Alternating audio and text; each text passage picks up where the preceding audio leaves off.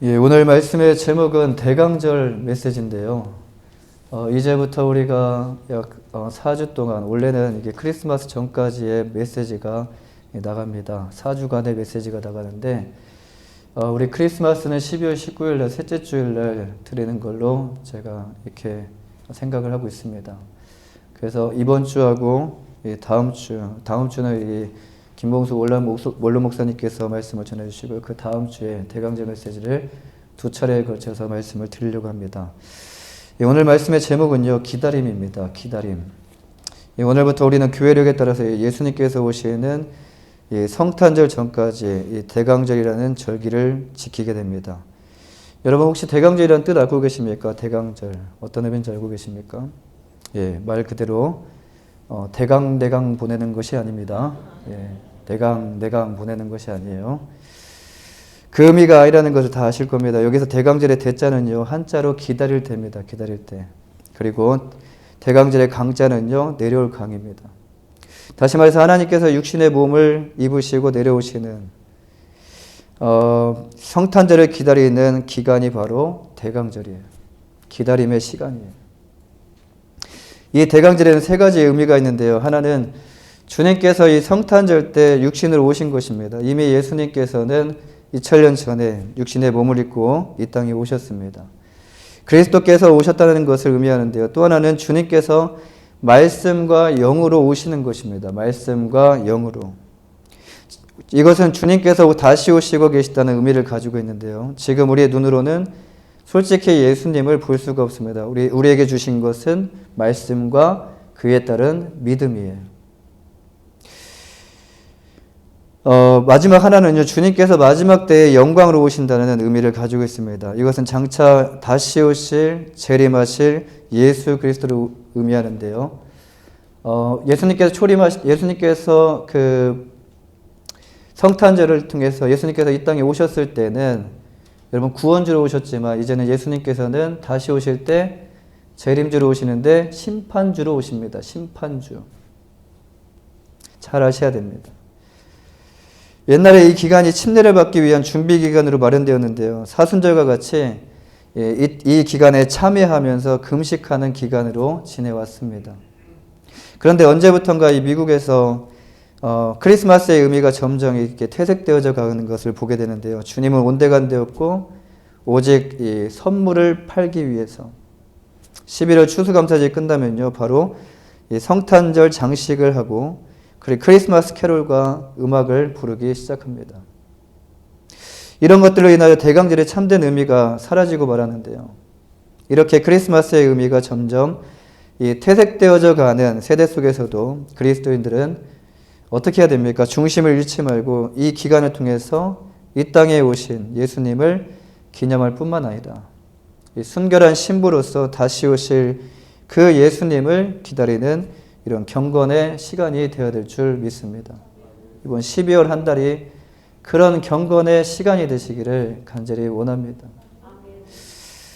남은 12월 한 달이 우리를 구원하시기 위하여 이 땅에 오신 예수 그리스도를 바라보며 또 다시 오실 주님을 기다리고 준비하는 이런 귀한 시간이 되시기를 주님의 이름으로 간절히 축원합니다.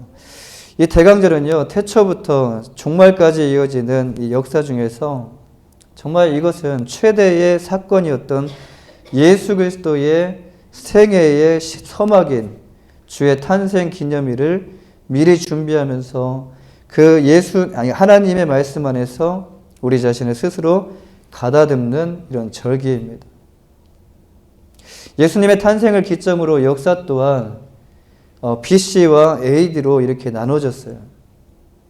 거의 모든 나라가 이 예수님의 탄생 기점을 이전과 이후로 나누고 있습니다. 이들의 이 의미를 알고 쓰는지 모르고 쓰는지는 모르겠지만 이렇게 역사가 BC와 AD로 나눠졌다는 거예요. 이것을 볼 때 참 신기하고 여러분 이상하지 않으십니까? 도대체 예수님이 누구시기에 이렇게 정해서 지금까지 사용하고 있는 것일까요? 우리는 모르지만 여러분 이 안에는요, 하나님의 계획과 섭리가 분명히 담겨져 있다라는 거예요. 세상은요, 그리스도의 흔적을 지우기 위해서 노력을 합니다. 엄청나게 노력을 해요. 그런데 그런데 어떻게 된 것이 지우고 또 지워도요, 지워지는 것이 아니라 예수 그리스도가 더 선명하게 나타난다라는 거예요. 그런데 BC와 AD의 의미를 보면 더 신기합니다. 여기서 BC의 의미는 대부분이 잘 알고 계십니다. Before Christ라고요. 예수님의 이전의 뜻입니다. 예수님의 이전이란 뜻이에요. 그리고 이제 이 AD를 보면은 이 AD는 라틴어의 약자인데요. 아노 도미니입니다. 도미니. 근데 이것은 무엇을 의미하냐면 주님의 해라는 뜻을 가지고 있어요. 주님의 해. 우리가 상위의 존재를 더 이상 믿지 않는다고 해서 여러분 그런 존재가 실제하지 않는 것은 아닙니다. 우리가 손바닥으로 해를 가린다고 해서 해가 사라지는 것이 아닌 것처럼 우리가 인정하든 인정하지 않든 이것이 사실이라는 말씀이에요. 우리는 이 대강제를 통하여 우리를 구원하시기 위하여 이 땅에 예수 그리스도를 보내주신 하나님께 감사하며 더 나아가서 이제 다시 오실 그 주님을 바라보고요. 그리고 기다리며 사모하는 깊은 이 묵상의 시간을 갖는 귀한 절기가 되어야 될 줄 믿습니다. 우리는 오늘과 다음 주 이렇게 두 차례에 거쳐서 대강절 말씀을 나눌 겁니다. 한 주 한 주 주님의 탄생을 기다리는 자세로 우리의 몸가짐을 바르게 하고요. 그리고 주님을 사모함을 통하여 우리의 영성이 더욱더 깊어지는 그런 12월 한 달이 되시기를 주님의 이름으로 간절히 축원합니다. 그토록 기다리던 그리스도의 탄생, 여러분 12월이 기다리셨습니까? 12월이 기다리셨어요? 예, 할렐루야. 그리스도의 탄생은 우리 그리스도인들에게 있어서 감격과 감사와 기쁨의 시간이에요. 더러운 말구유에 예수님께서 태어나셨다는 것은요, 우리의 더러운 마음에 주님께서 찾아오신 것을 의미합니다. 우리가 주님을 만나기 위해서 찾고 찾아도 주님께서 우리에게 오지 않으시면 우리는 주님을 만날 수가 없다라는 겁니다. 주님이 우리를 만나주셨기 때문에 지금 이 자리 가운데 우리가 있는 줄 믿습니다. 죄로 인하여 사망과 어두움에 매여서 소망이 없던 우리들에게 빛을 비춰주시고요. 친히 찾아와 주신 주님. 우리는 그 주님으로 인하여 그 주님만 생각하면 가슴이 벅차 올라야 돼요. 그리고 주님의 뜻대로 살 것을 새롭게 다짐하는 이런 계절이 되어야 되고요. 동시에 우리와 함께 하시는 임마누엘 되시는 하나님을 우리가 깨닫고요. 어려운 이 시대를 우리가 용기와 기쁨으로 살아갈 수 있도록 정말 믿음을 붙잡고 살아갈 수 있는 이런 우리의 계절이 되어야 될 줄 믿습니다. 말씀의 선포뿐만 아니라 말씀이 성육신하신 것처럼 우리들의 눈길을 소외된 자들에게 돌리고 아직도 이 사망과 어둠에 매여 있는 자들에게 찾아가서 그리스도의 사랑을 나누는 일을 하는 이런 계절이 되어야 됩니다. 그래서 성탄절 우리가 크리스마스 시즌이 되면은 많이 이렇게 구제 활동을 많이 하죠. 예, 곳곳마다 이 사회 기관에서도. 근데 사회 기관에서 하는 것으로 끝나는 것이 아니라 교회 안에서 이 구제의 손길이 이어져야 되고요. 그리고 이걸 통해서 우리의 모습이 나타나는 것이 아니라 예수 그리스도의 모습이 드러나야 될 줄 믿습니다. 2000년 전에 오신 그리스도는요, 세상을 구원하시기 위하여 이렇게 육신의 몸을 입고 이 땅에 오셨지만 이제 다시 오실 주님은요, 심판주로 오시게 돼요. 성경은 우리에게 말구유에 오신 초림의 주님의 그 초라한 모습과는 대조적으로 이제 그 영광의 보좌에 앉아 심판주의 모습으로 오실 것을 말씀합니다. 이제 우리 그리스도인들은 정결한 모습으로 장차 재림하실 주님을 맞을 준비를 해야 될 줄 믿습니다. 우리는 오늘 본문을 통해서 예수 그리스도를 만날 그 기쁨에 즐겁게 찬송을 부르면서 이제는 성육신하여 오신 예수님을 만나는 그 기쁨이 아니라 다시 오실 그 주님을 만날 기쁨. 즐겁게 찬송을 부르면서 기다린 두 사람을 만날 수 있습니다. 한 사람은 시므온이었고요. 오늘 본문 25절 말씀을 보시면 예루살렘에서 시므온이라 하는 사람이 있으니 이 사람은 의롭고 경건하여 이스라엘의 위로를 기다리는 자라 성령이 그 위에 계시더라. 이 시므온이라는 이름은요, 여러분 하나님이 들으셨다라는 의미를 가지고 있어요. 그 이름의 뜻이. 이 본문에서 이 시므온은 의롭고 경건하였다라고 말씀합니다. 여기서 의로움은 어떤 걸 의미하냐면 외적인 태도를 의미합니다. 외적인 태도. 근데 또 하나는 이게 경건은 하나님을 경외하는 내적인 태도를 의미합니다. 이 외적인 태도와 내적인 태도를 의미해요. 그는 의롭고 경건하게 이 메시아가 올 때까지 죽지 않게 해달라고 하나님께 기도했었던 인물이었습니다. 그는 이스라엘의 위로를 기다렸는데요. 여기서 위로는 그 시대가 지금 어떤 시대였는지에 대한 암시적인 표현이기도 합니다. 지금 이 시대가 어느 시대입니까? 로마에 압제당하는 그런 시대였어요. 이 시대가 이스라엘 백성들에게 위로가 필요했던 시대였다라는 것이에요. 지금 이 시대도 동일하게 하나님의 위로가 필요한 시대입니다. 이것은 아무랬던 이스라엘 상황 속에서 종교의식이나 일상생활에서 자주 사용되었던 표현이었는데요. 여러분, 시므온은 위로자 되시는 메시아의 도래를 간절히 기다리고 있었다는 것입니다. 학대받고 있는 민족의 위로자는 메시아밖에 없었어요. 그는 성령에 충만했습니다. 이 시므온은 성령에 충만했어요. 본문 26절에서 성령은 시므온이 그리스도를 보기 전에는 죽지 아니하리라고 말씀해 주셔요. 자, 하나님께서는 시므온과 같이 의롭고 경건한 자에게 이 하나님의 놀라운 그 비밀을 보여주셨다라는 것입니다. 또 한 사람이 등장을 하죠. 이 한 사람의 이름은 이제 안나인데요. 안나. 이 본문 36절에 보시면은 또 아셀 지파 그 바누엘의 딸 안나라 하는 선지자가 있어. 나이가 매우 많았더라. 그가 결혼한 후 7해 동안 남편과 함께 살다가 과부가 되고 84세가 되었더라. 이 사람이 성전에 떠나지 아니하고 주야로 금식하며 기도함으로 섬기더니 주야로 금식하며 기도하며 섬기더니. 여기서 안나는 한나와 같은 이름으로요. 어떤 의미를 가지고 있냐면 은혜라는 이름을 갖고 있고요. 연민이라는 그 이름의 뜻을 가지고 있어요. 안나는 여선지자로서 결혼 생활은 단지 7년밖에 하지 않았습니다. 7년. 7년 만에 과부가 되었고요. 84년 동안 자신의 삶을 하나님께 맡기고 살아온 사람이었어요. 오늘날도 그렇지만 그 당시에 여성이 홀로 지내는 것은요, 여러분 솔직히 쉬운 일이 아니었습니다. 홀로 된 여성은요, 온갖 차별과 멸시를 감수해야만 했습니다. 더군다나 여성이 보호자 없이 홀로 지낸다는 것은요, 무척이나 어렵고 힘든 일이었어요. 그럼에도 안나는요, 자신의 전 소망을 오직 하나님께만 두고 살아왔다라는 것입니다.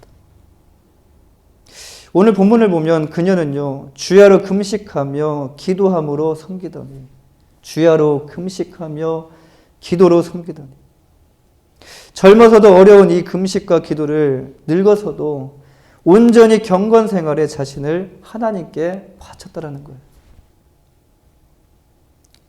디모데전서 5장 5절을 보시면요, 바울 사도는 참 과부로서 의로운 자는 하나님께 소망을 두어 주야로 항상 간구와 기도를 하거니와라고 지적합니다. 안나는 이와 같이 하나님께 소망을 두고 성실로 이 신앙생활을 잘 감당해 왔다라는 것입니다. 많은 유혹이 있었겠죠. 많은 어려움이 있었겠죠. 그러나 그 모든 유혹, 어려움을 다 믿음으로 극복하면서 오직 주님 오심을 바라보며 신앙생활을 해왔다라는 것이에요. 지금 이 시대에 우리에게 필요한 믿음이 아닐까라는 이런 생각을 해봅니다. 이들 모두의 공통점이 무엇입니까? 자신의 자리에서 자신에게 주어진 일에 충실하다가 예수님을 영접한 사람들이었다라는 것입니다. 이들이 하나님께 소망을 두고 살아갔던 것과 같이 오늘날 그리스도인으로 살아가는 우리 또한 이제 그리스도의 재림을 바라보며 언제 주님 다시 오실지 우리가 알 수 없죠. 그러나 우리의 마음 가운데 어떤 마음이 있습니까? 정말 기다림이 있습니까? 아니면 내가 죽어도 예수님은 안 오실 거야.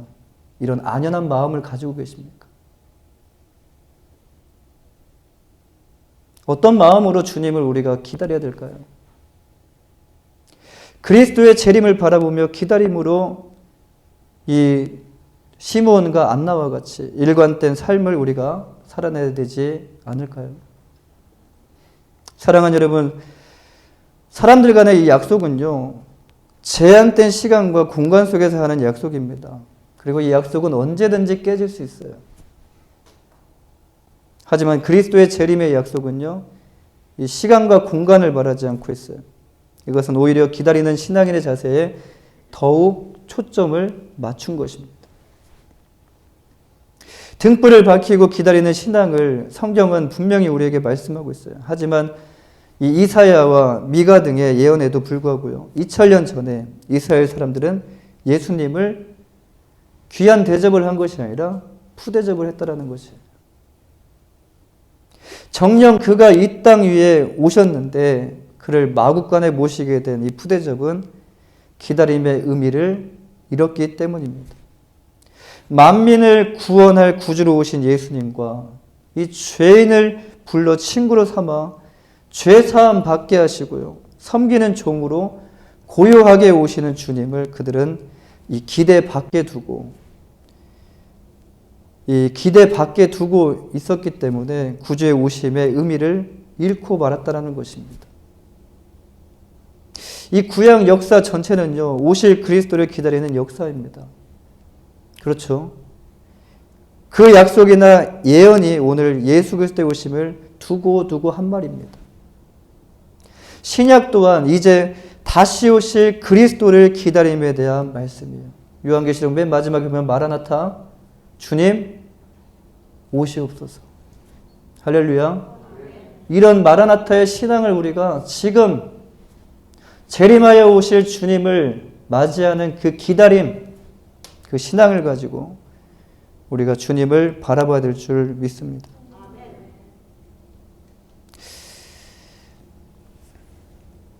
우리는 성탄절을 통하여 이 땅에 육신으로 오신 예수 그리스도의 나심의 의미를 우리의 마음 가운데 깊이 새겨야 될 줄 믿습니다. 지난해도 성탄절이 왔고 지지난해도 성탄절이 왔고 그러다 보면 우리의 마음 가운데 어떤 마음이 들죠? 점점 기다림과 설렘이 사라지게 돼요.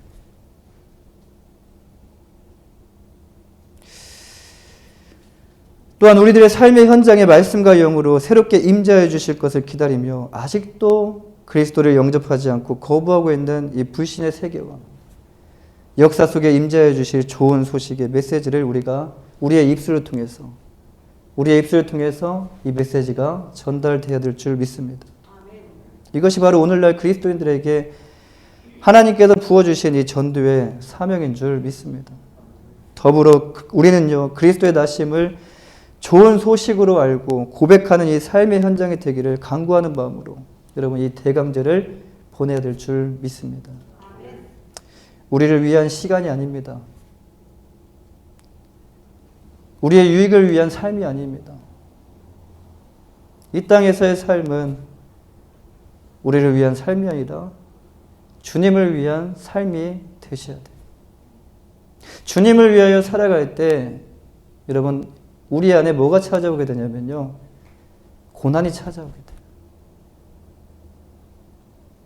나를 위한 삶을 살아갈 때는 편리함을 찾아가지만 주님을 위한 삶을 살아갈 때는 반드시 우리에게 고난이 찾아옵니다. 여러분 지금 받으시는 그 고난 기쁨으로 잘 이겨내시길 간절히 바라요. 지나갑니다. 반드시 그 고난 지나가요. 그리고 하나님께서 우리의 눈에 그 눈물을 닦아주실 그날이 반드시 오게 됩니다. 인생은 참 긴 것처럼 보이지만 영혼에 비하면요 굉장히 짧아요. 이 시기에 우리가 어떻게 기다려야 되고 어떻게 준비해야 되는가. 다시 오실 주님을 맞이하기 위하여 우리는 어떻게 기다려야 하며 무엇을 준비해야 될까요? 여러분 준비되셨습니까? 주님이 오늘 오신다면 여러분 주님 맞을 준비 되셨습니까? 다시 오실 주님 맞을 준비가 여러분 마음 가운데 영혼의 준비가 되셨습니까? 여러분 지난 1년 어떻게 지내셨습니까? 시간이 참 빨리 가죠. 세상에 이런 말이 있습니다. 세월이 10대 때는 몇 마일로 속도로 가냐면요. 10마일의 속도로 간다고 그래요. 10마일. 10마일로 이렇게 차 운전해 보신 적 있으셔요? 예. 언제 갑니까? 자, 20대 때는 그러면 몇 마일로 갈까요? 20마일로 가요. 그럼 30대 때는요? 30마일. 점점 대답을 안 하시네요. 40대 때, 50대 때, 60대 때, 70대 때, 80대 때.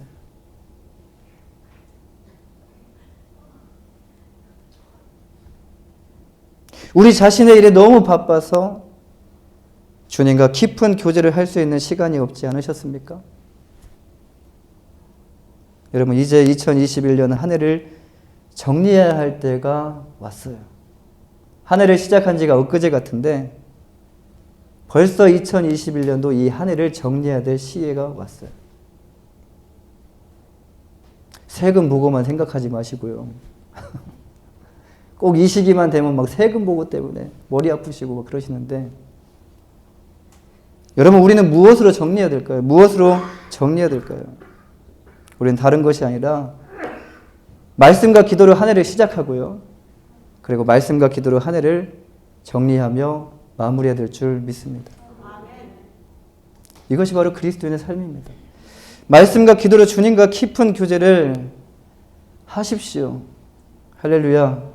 말씀과 기도로. 제가 어저께 기도하다가 아내한테 뭐라고 말했냐면요. 나 솔직히 기도할 때 일어나고 싶지 않았다. 나 그냥 이대로 주님께 가도 너무 황홀했고 너무 감사했고 너무 평안했다. 근데 그게 맨날 그런 것이 아니라 그런 날이 있어요. 주님과 깊은 교제를 할 때 너무 감사해서 눈물이 나고요. 뭐 나에게 변화된 것은 아무것도 없고 나에게 주어진 것은 아무것도 없는데 내 안에 하나님의 그 은혜로 충만하게 임하여 주셔서 눈물로서는 정말 눈물을 흘리지 않고서는 할 수 없는 그런 황홀한 은혜를 하나님께서 경험하게 해주셔요.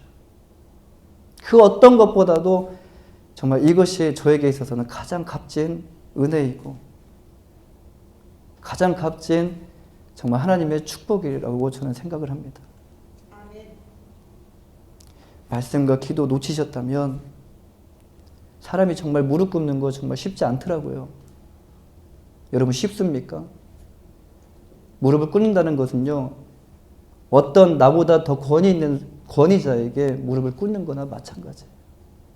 꿇는 게 쉬울 줄 알았더니 쉽지 않더라고요.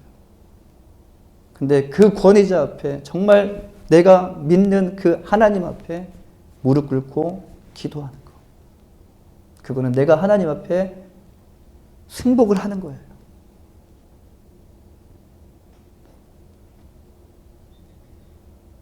그리고 하나님의 은혜를 구하는 것입니다. 말씀을 통해서 하나님이 평안함을 주셔요. 말씀을 통해서 하나님께서 위로를 주셔요. 멀어지면 편할 것 같죠? 근데 멀어지면 오히려 더 육신적으로, 영적으로 더 고통이 찾아오게 됩니다. 한 해 동안 바쁘다는 핑계로 주님을 너무 홀대하지 않으셨습니까? 주님을 믿는다고 했지만 주님 잠깐만 여기 옆에 좀 계세요. 제가 지금 너무 바빠요. 그러다 보니까 1년이 다 지나갔어요. 그리고 나서 주님 어디 계세요? 주님 어디 계세요? 그런데 주님은요 지금도 여러분을 기다리고 계십니다. 말씀과 기도의 자리에 나가셔서 주님과의 깊은 교제의 시간을 가지시기를 간절히 바랍니다. 우리 모두가 이 시몬과 안나와 같이 주님만을 바라보며 소망함과 동시에 이 기쁜 소식을 정말 이 구원의 기쁜 소식을 아직도 그리스도를 알지 못하는 이웃과 함께 이 귀한 소식을 나누는 이 대강절 기간이 되시기를 간절히 바랍니다. 대강절을 통하여 여러분의 개인과 가정과 직장과 사업장 위에 하나님의 크신 은혜와 축복이 가득하시기를 주님의 이름으로 간절히 축원합니다. 기도하겠습니다.